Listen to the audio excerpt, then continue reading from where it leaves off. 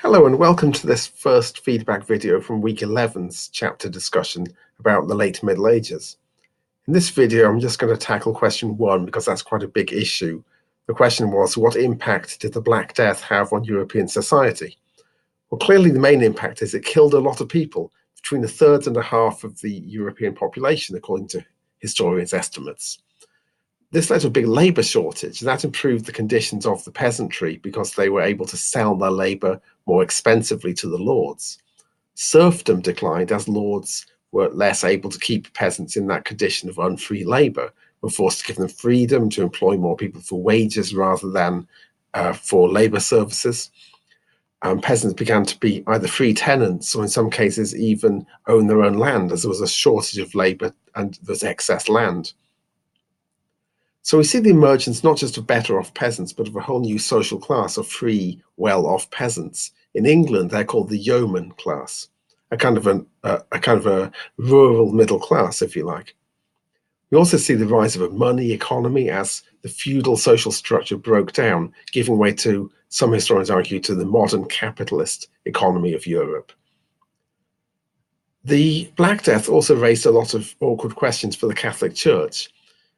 It was seen by many people as punishment punishment by God for people's sins. But people also asked, why did the church not protect them from the plague? If they were doing their best to be good Christians, why did God send this punishment?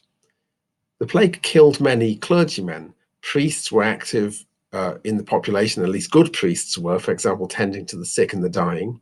Monks were particularly vulnerable because they lived in close-knit, tight communities, making them vulnerable to disease if it got into their monastery. And after the Black Death, you see something of a more do-it-yourself approach to religion, cutting out the middleman of the priest, people taking religion into their own hands. For example, the flagellants, who believed that in order to make God's anger go away, they would show how sorry they were for humanity's sins by going around publicly flogging themselves.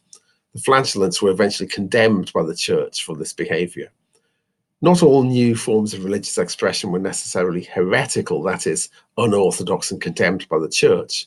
But we do see a rise of new heresies, possibly because of this new world of questioning of the church and questioning of the church belief systems. For example, in England, the Lollards appear.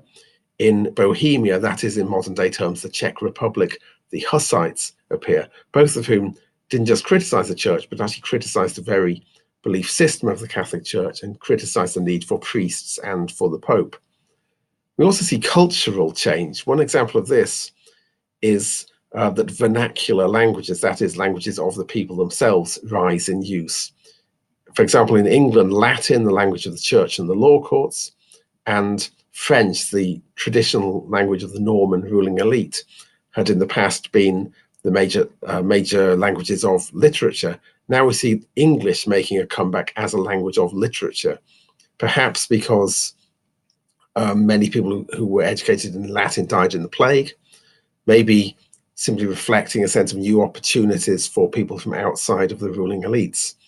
Better off peasants, merchants, townspeople, etc., able to read and wanting to be able to read in their own language.